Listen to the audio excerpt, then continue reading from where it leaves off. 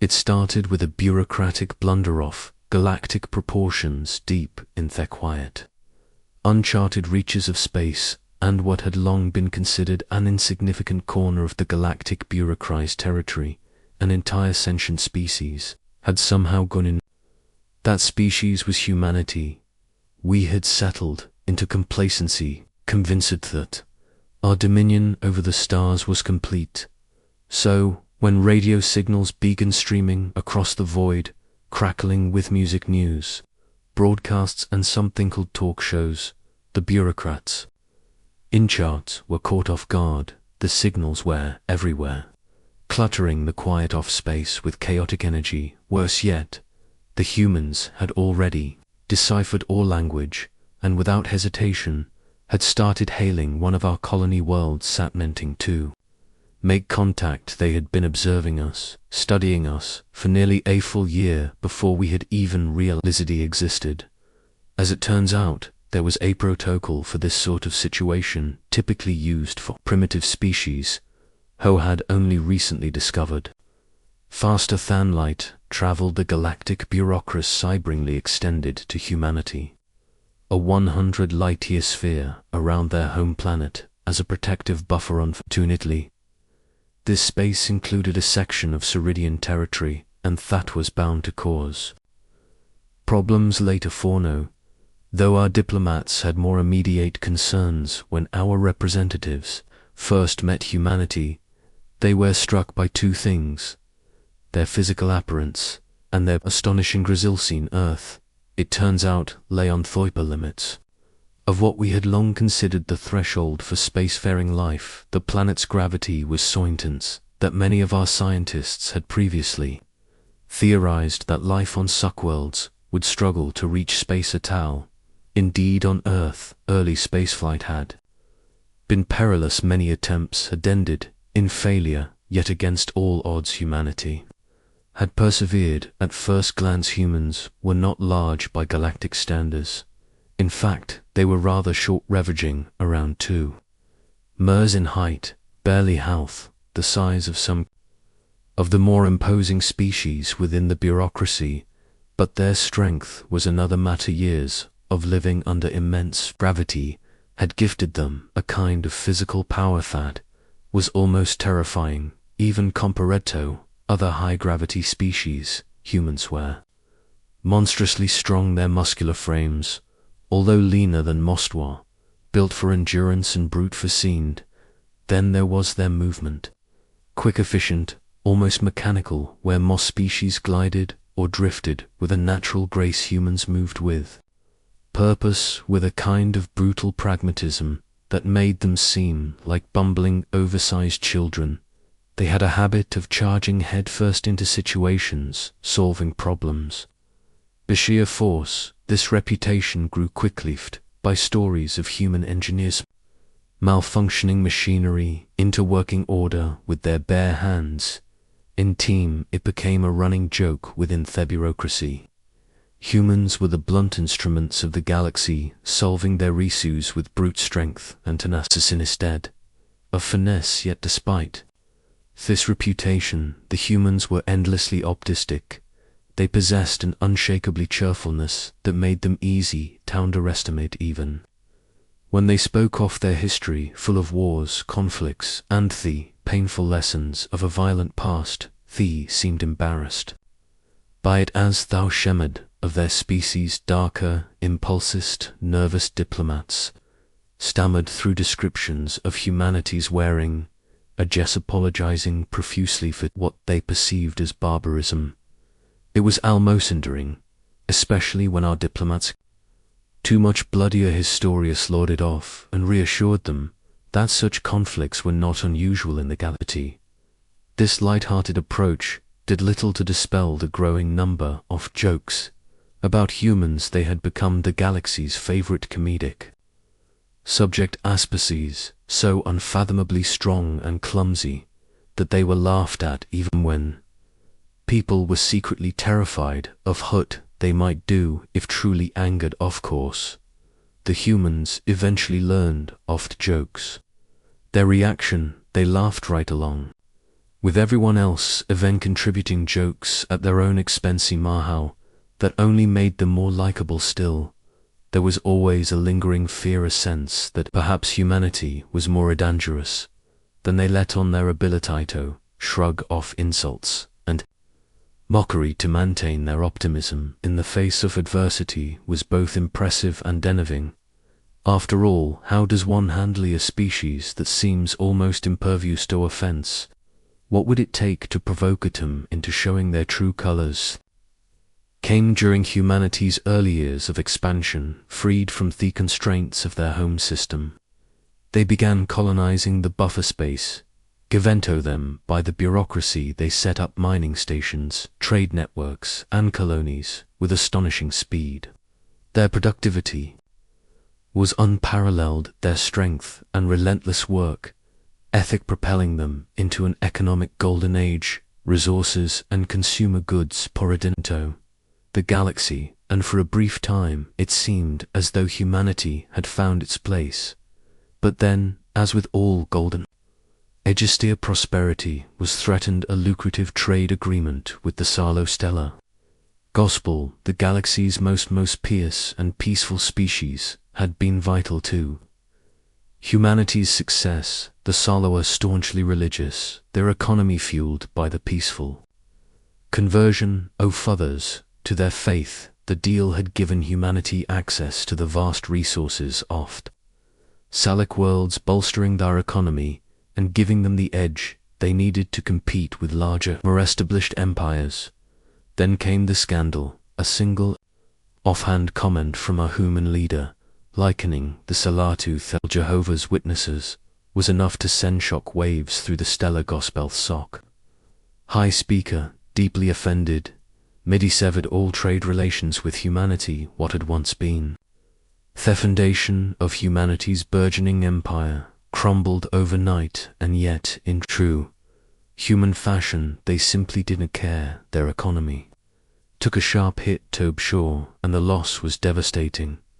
But they recovered slowly, methodically, and without a hint of bitterness. Humanity rebuilt itself. They even issued a formal apology to the SAC, though it did little to mend the broken relation. Despite the setback, humanity's determination remained unbroken. They continued to expend content, to build and continue to grow. It seemed nothing could truly bring them down. They had faced economic ruin, diplomatic disgrace, and the scorn of the galaxy, and they had come out stronger each time. The galaxy had misjudged them. What we thought was carelessness was a mething much more dangerous resilience. Who had laughed at humanity's blunders, but the more we watched, the more we began to wonder what would happen if their humans ever decided to stop laughing with us. The shock of humanity's economic collapse rippled through the galaxy like a wave crashing against an unyielding shore. When the Solid Stellar Gospel severed its trade ties, the effect was swift and brutal. Human markets teetering. For a time, it seemed their expansion into the stars might come to an abrupt halt. But humans had a peculiar thought. Many in the galactic bureaucracy had underestimated they were incredibly successful in the months following the fallout. Human companies began pivoting an alarming rate, where once they had depended on Solak imports of rare minerals and goods, they now focused on developing new sources. Earth-based corporations and colonies on the edge of human space ramped up mining operations, tapping previously untouched resources. The buffer zone's humans, known for their brute strength, took to the deep void and the planets with harsher environs, extracting minerals from places other species avoided. Their sheer resilience was nothing short of extraordinary. Even as their economy faltered, they continued pushing forward. Accepting defeat, it was this defiance that allowed them to not only survive the loss of the Salok but to come out stronger than before. However, the economic fallout left scars. Widespread unemployment and unrest in the colonies tested humanity's unity. The fragile alliances they had built within their own species Amid internal turmoil, a darker threat loomed, one that had been brewing ever since humanity had claimed its 100-light-year buffer zone. The Ceridian Dominion, an ancient empire of ruthless war, had been watching humanity's rapid rise with growing unease. Ceridian were a warrior species known for their brutal campaigns and merciless rule over conquered planets. Their empire stretched across hundreds of systems, their warlords filled the galaxy. The problem was humanity's buffer zone had inadvertently lies through a key portion of Ceridian territory to the Sheens. It was an insult, a sign of weakness from the galactic bureaucracy, which had failed to properly assert its authority. As far as the Ceridian were concerned, the humans were trespassers, and the bureaucrats who had granted them the territory were fools. At first, the Ceridian seemed to tolerate humanity's presence, if only because they believed the young species would imply the economic hit they had taken. But as the months passed and humans began to recover, Ceridian patience wore thin. Warlord Draxus, one of the most powerful Ceridian leaders, began openly discounting military action. Draxus had carved out an empire through sheer force. His conquests, marked by the compulsive subjugation of dozens of species, he viewed humanity as a nuance, one that needed to be swiftly dealt with before he became a genuine threat. For the first time since humanity had entered galactic stage, their very survival was at stake. Drax's forces were vast, well-armed and ruthless. The Ceridian boasted some of the most advanced military technology in the known galaxia. Human ships, though resilient, were no match for the precision and power of Ceridian war fleets. The threat was variable, and it was growing by the day. The galactic bureaucracy watched cautiously humanity's leaders, Scrumbletto, prepare for the inevitable conflict. They could not afford to show weakness. No, to do so would invite Draxus to strike, and it was doubtful that they would survive such an assault. In response to the Ceridian threat, humanity began rapidly building up its military forces. Spaceports were repurposed into shipyards. Their production focused identically on building warships. Scrakratem efforts skyrocketed, with colonies and Earth itself pouring resources into training new soldiers and pilots to strengthen their defenses. Humans engineered automated drones and AI-controlled fighters, knowing they would need every advantage in the coming conflict. At the same time, diplomatic efforts were ramped up to keep the Ceridian at bay. Human ambassadors reached out to every species they had made contact with, hoping to form alliances that could act as a deterrent to Ceridian aggression. Most of the galactic bureaucracy remembered of taking sides, but a few smaller species, those who had suffered under rule in the past, were quietly willing to provide support. They sent weapons, advisors, and intelligence to help humanity fortify its position. Despite these efforts, there was an undying fear that it would not be enough. The Sheens were notorious for their unpredictability and ruthlessness. Draxus, in particular, was infamous for launching attacks without warning. His reputation as a warlord was built on his ability to strike hard and fast, overwhelming his enemies before he could mount any meaning. Humanity was on high alert, bracing for the worst. Every colony on the edges of human space was fortified, and military fleets were stationed in strategic locations, ready to respond at a moment's notice. The atmosphere wastes with every passing day, feeling like the calm before the storm. It was during this time of heightened anxiety that Draxus made his first move, but it wasn't the allowed assault humanity had feared. Instead, Draxus sent a single emissary to Earth, the emissary, a towering Ceridian with glowing red eyes and the sharp, angular features of his race. Arrived unarmed, he stood before the United Earth Federation's High Council and delivered Drax's ultimatum. The Zeridian dominion does not negotiate with weaklings, the emissary growled. His voice low and menacing. Warlord Draxus demands that you vacate the territory Essia.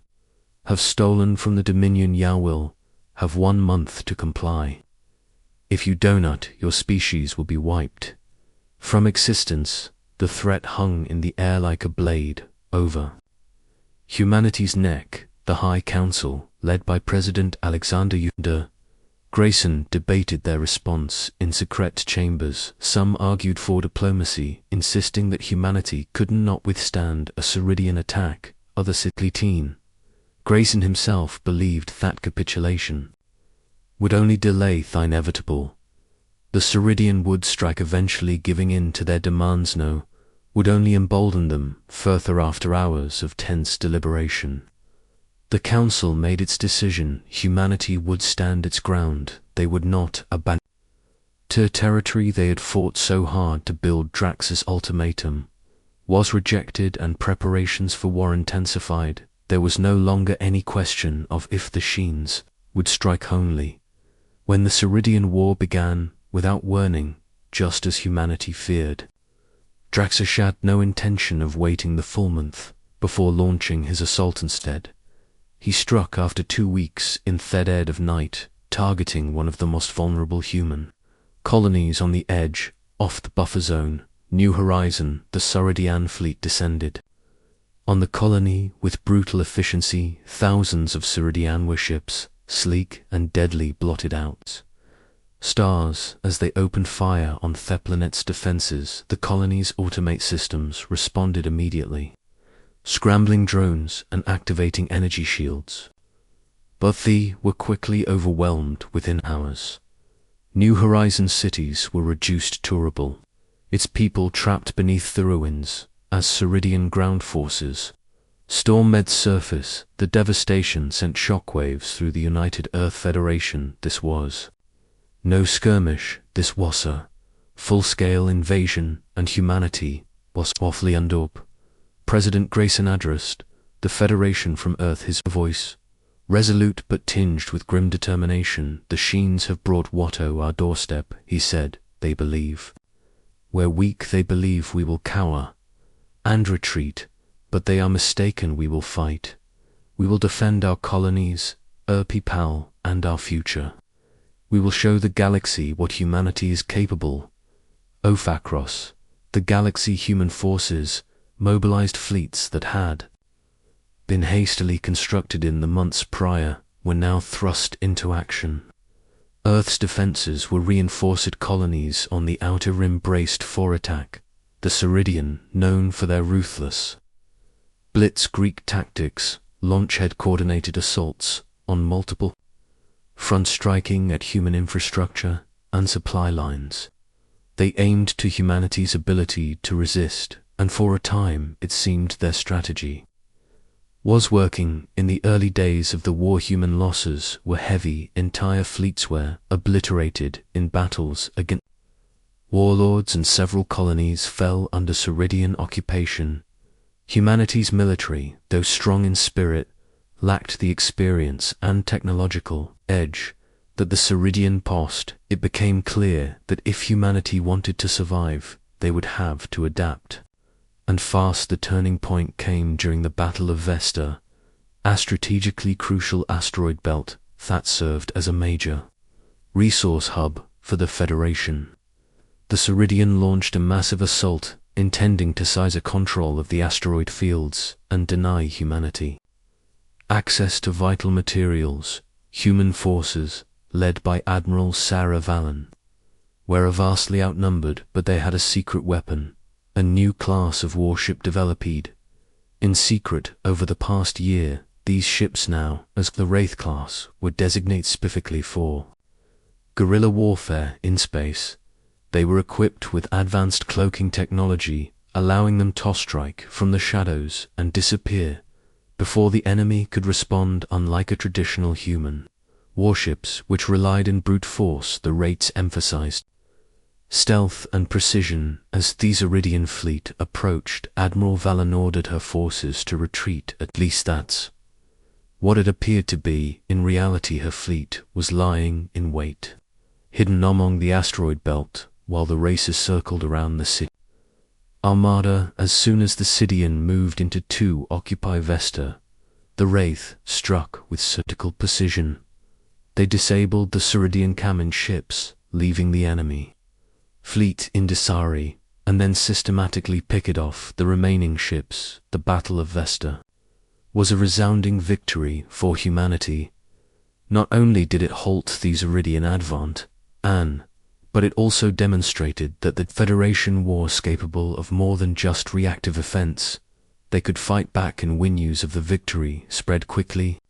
Morale across human space. For the first time since the war began, it seemed that humanity might have a chance. Over the next several months, the tide of war began to shift. Human engineers, learning from their early losses, developed new weapons and defenses that could counter Ceridian technology. Drones were upgraded with advanced IO, allowing them to fight more autonomously and effectively. Human warships were fitted with experimental energy shields, and ground forces adopted new tactics inspired by battle strategist. Federation began to hit back hard, launching offensives against Ceridian-occupied worlds and retaking lost colonies.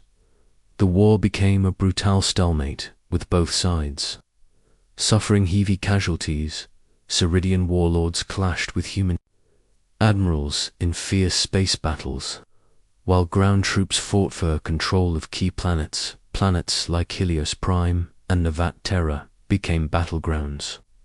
Their once thriving cities reduced to rubble as human and Ceridian soldiers clashed in brutality. Despite their setbacks, Thesians remained relentless warlord. Draxus, enriched by humanity's resiliency, seasonally led several attacks, driving us warriors into a frenzy. His hatred for the humans had grown into an obsession. He viewed them as an affront, the Ceridian way of life, and he vowed to see them wiped from the galaxy. However, the Ceridian warlords were not united as they appeared. As the war dragged on, cracks began to form in their alliance. Some warlords, frustrated by Drax's single-minded focus on humanity, began questioning his leadership. The Ceridian dominion was vast, and many warlords had their own empires to defend. They couldn't afford to pour all of their resources into a protracted war against the species that refused to break. Sensing an opportunity, the Federation's intelligence networks began working to exploit these divisions. Humanspees infiltrated Ceridian ranks, spreading rumors and discord among the warlords. Sabotage missions targeted Ceridian supply lines, further straining their resources. Meanwhile, human diplomats quietly reached out to warlords who might be persuaded to withdraw their support from Draxusta. No one expected a full defection weakening. The unity of the Ceridian forces could buy humanity the time it needed. As the war entered its second year, it became clear that Drax's grand crusade against humanity was faltering. Human fleets had grown stronger, and their tactics had become more sophisticated. Colonies that had once been on the brink of collapse were now fortified, their people standing firm in the face of the Ceridian slaughter. For the first time since Draxus had launched his invasion, it seemed that humanity had the upper hand. Ceridian dominion, once seen as an unstoppable force, was beginning to show signs of strain. Warlord Draxus was still a formidable foe, but his forces were no longer invincible in a galaxy that hadn't written humanity off as a minor player. There was a growing recognition that humans were far more dangerous than Onion had anticipated. Draxus, however, was not finished. Had one final plan, a last desperate gamble that would either crush humanity or destroy the Ceridian forever. The Ceridian War reached its devastating climax in the battle over Earth. Its furious at humanity's assistance and betrayal within his own ranks, decided to make a bold final move, gathered the largest fleet the Ceridian Dominion had ever assembled. An armada vast enough to darken the scoff, 1,000 worlds, and set a course straight. For humanity's home, planet Drax's goal was simple: annihilation. The United Earth Federation had been preparing for this moment after years off where humanity had learned much from their adversities. Their fleets were stronger, their soldiers battle-hardened, and their technology greatly advanced. Earth had become a fortress, its orbital defenses most sophisticated in human history. Even with these preparations, the sight of this Sidian armada arriving at the edge of the solar system sent a chill through every human heart. President Grayson made his final address to the people of Earth just hours before the Sheens arrived. His face was worn with weight of years of conflict, but his eyes burned with unshakable resolve. "This is it," he said, his voice carried across planet's global communication networks. "The Sheens believe they can break us by striking at the heart of our civilization.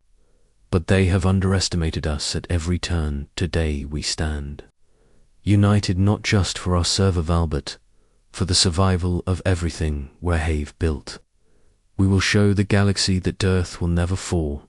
The battle began with a Ceridian bombardment from orbit, energy blasts from thousands of warships drained down on Earth's defense-targeting military installations, energy grids, and cities alike.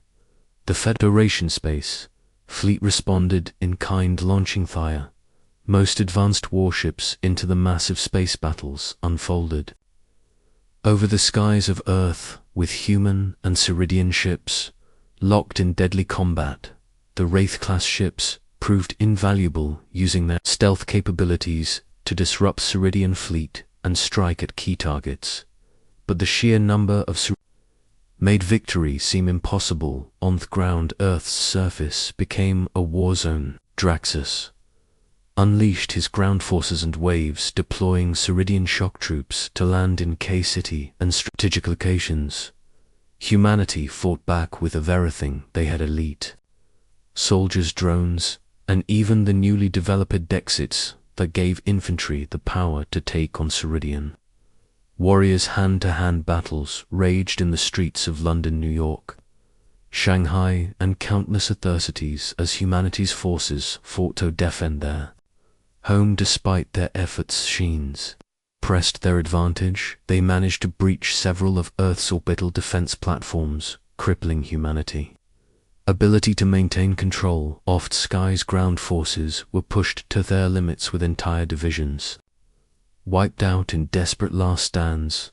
Draxus himself landed on Earth, leading his elite forces in a direct assault on the capital of the United Earth Federation, New Geneva. His goal was to decapitate humanity's leadership and force the Federation to surrender. As Drax's forces advanced toward New Geneva, all hope seemed lost. The Ceridian warlords' fury was unmatched, and even with their advanced technology, humanity struggled to hold the line. But just as Drax prepared to deliver the final blow, something unexpected happened. The cracks within the Ceridian dominion had grown wider. Drax's obsession with Earth had alienated many of the other warlords, were now dealing with rebellions and civil unrest within their own territories. Unbeknownst to Draxus, several of these warlords had decided to abandon the war entirely. In the chaos of Dominion, a coup was taking place. Warlords who had once supported Draxus now saw an opportunity to seize power for themselves. They ordered their fleets to withdraw from the battle over Earth, leaving Draxus isolated. The sudden retreat of nearly half of the Ceridian armor shifted the momentum. Humanity, thou battered and bloodied, seized the opportunity. The remaining human fleets regrouped and launched a counteroffensive target, getting the explicit Sidian command ship's ground forces, now bolstered by reinforcements from other colonies, launched coordinated strikes on Ceridian positions, pushing the invaders back. In a final, desperate confrontation, Drax faced off against Admiral Sarah Valen, who had led humanity to victory in the Battle of Vesta. the two commanders had come to embody the war won, driven by blind rage and vengeance. The other by tactical brilliance and unyielding dissolve their ships, clashed in orbit over Earth. With the fate of the planet thinking in the balance in a daring maneuver, Valen used the last of her fleet's Wraith-class ships to disable Drax's flagship's engines, leaving it vulnerable. With a precision strike, her forces destroyed the ship's core, killing and ending his campaign of terror. The Ceridian forces, leaderless and disorganized, quickly fell apart with thunders. The invasion had been repelled, and Earth was saved. Though humanity had won the war, the cost was staggering. Earth had been left shattered, its cities devastated, its people scarred. Millions had died in the conflict, and the Damagato, the planet's infrastructure, would take decades to repair. The colonists fared little better, many of them still recovering from the Ceridian occupation destruction. In the aftermath of Thua, the United Earth Federation was left to rebuild, not just physically but emotionally. The victory over Thessaridian had proven humanity's strength and resilience, but it had also revealed true horrors of war. President Grayson, who had led humanity through Theodarchus' days, announced his resignation, choosing to step down and let new leaders take the reins in this time of healing. Admiral Valen became a hero across the galaxy, celebrated for her tactical genius and for delivering the final blow that ended the war. She too chose to retire, passing on her command to younger officers who had risen to prominence during the conflict. Their Wraith-class ships, once a symbol of humanity's desperation, became a cornerstone of the Federation's new defense strategy, ensuring that humanity would never again be caught unprepared. Us, the galaxy took stock of the war's aftermath. One thing became clear: humanity had earned its place among the stars. The Ceridian Dominion, once the dominant power in the region, was fraud and in disarray. Warlords squabbled for control there, unity shattered by Drax's folly. Meanwhile, the Federation had emerged stronger than ever, its people united in a way they hadn't been before. The war, the Ceridian War, had come to an end, but its legacy would shape the future of the galaxy for generations to come. And as humanity rebuilt its shattered world, one truth remained clear: they would never forget the price they had paid to survive, and they would never elude them. ELV to be threatened again.